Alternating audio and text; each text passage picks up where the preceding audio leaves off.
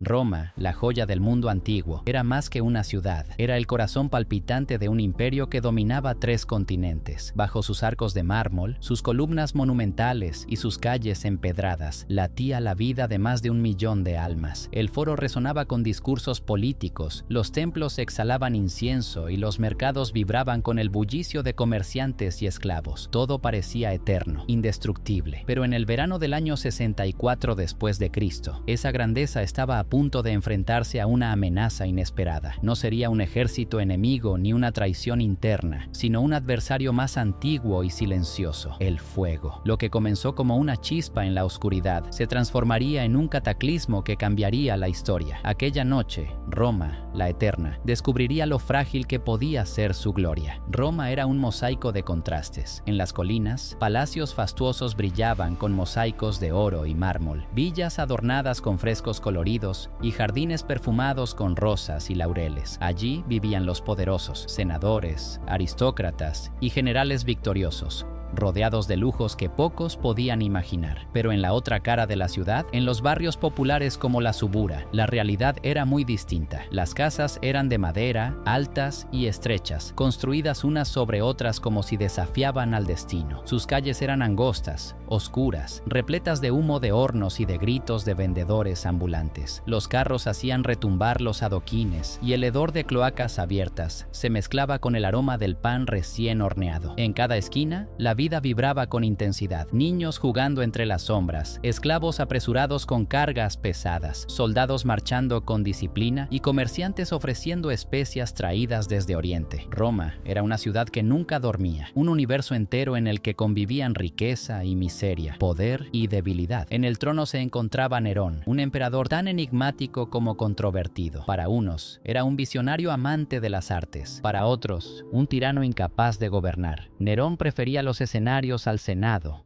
la música y la poesía antes que las guerras y las leyes. Vestía con ropas exuberantes, se rodeaba de artistas y soñaba con transformar Roma en una ciudad aún más majestuosa, digna de su legado. Sin embargo, su carácter excéntrico lo enfrentaba al pueblo y a la élite política. Algunos lo consideraban un genio incomprendido, otros lo acusaban de ególatra y cruel, y aunque gobernaba sobre el imperio más poderoso de la tierra, su figura estaba marcada por rumores, tensiones y desconfianza. Esa mezcla de ambición y polémica sería decisiva en los días por venir. Era la noche del 18 de julio del año 64. El aire estaba seco y un viento cálido soplaba desde el sur. En el Circo Máximo, entre sus gradas de madera, una chispa insignificante encendió la tragedia. Tal vez fue un accidente, una lámpara derribada, o tal vez una mano oculta. Nadie lo supo jamás. Al principio, pocos prestaron atención. El fuego era parte de la vida cotidiana en una ciudad llena de madera y aceite. Pero aquella chispa creció con rapidez monstruosa. Las llamas devoraron los tablones del circo y saltaron a las casas vecinas. En cuestión de minutos, un resplandor anaranjado iluminaba el cielo nocturno, y el humo negro ascendía como una nube que parecía cubrir las estrellas. Los ciudadanos, sorprendidos, salieron de sus hogares. Algunos corrieron para salvar sus pertenencias. Otros quedaron paralizados ante el espectáculo de fuego que comenzaba a transformar su ciudad en un infierno. Roma, la orgullosa capital del mundo, empezaba a arder. El incendio se extendió como un monstruo hambriento. Las calles se llenaron de gritos desesperados, madres abrazando a sus hijos, ancianos tratando de huir con pasos torpes, esclavos cargando lo poco que podían salvar. El crujir de techos desplomándose se mezclaba con el bramido de las llamas, que parecían rugir como bestias indomables. Los soldados intentaban abrir caminos entre la multitud, pero pronto comprendieron que no había disciplina capaz de controlar aquella marea humana. Algunos testigos afirmaron haber visto a hombres encapuchados alimentando el fuego con antorchas, lo que desató un rumor aterrador. Es Nerón. El emperador quiere destruir Roma para construir su ciudad soñada. El viento,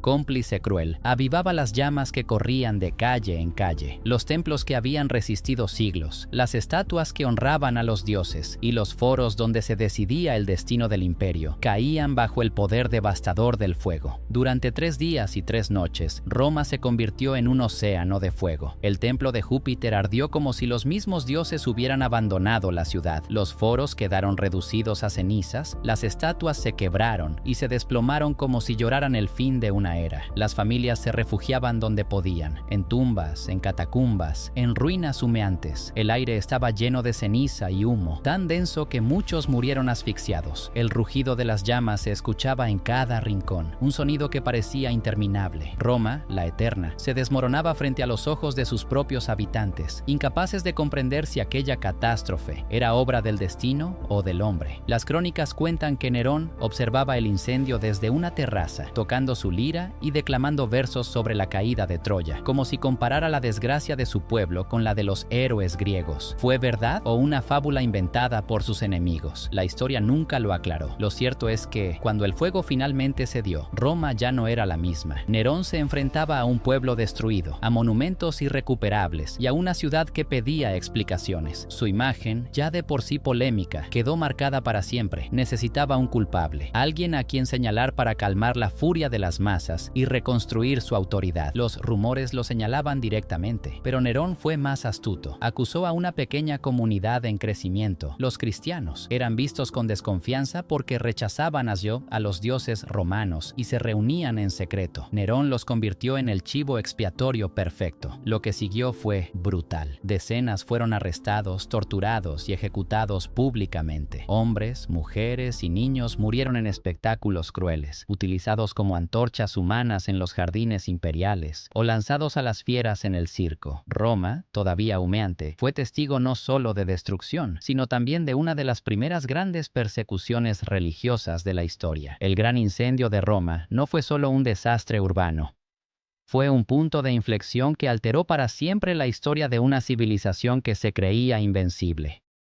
Las llamas no solo consumieron templos y casas, también devoraron la confianza del pueblo en su emperador y encendieron un nuevo capítulo en la relación entre el poder y la fe. La catástrofe transformó la imagen de Nerón. Algunos lo vieron como un monstruo que sacrificó a su propia ciudad por ambición. Un artista frustrado dispuesto a convertir a Roma en el escenario de su obra más macabra. Otros sostienen que fue víctima de la exageración y la propaganda de sus enemigos.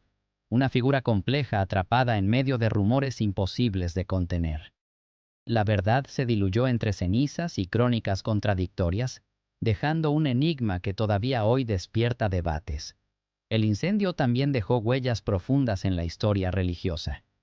Los cristianos, convertidos en chivos expiatorios, fueron perseguidos con una brutalidad sin precedentes.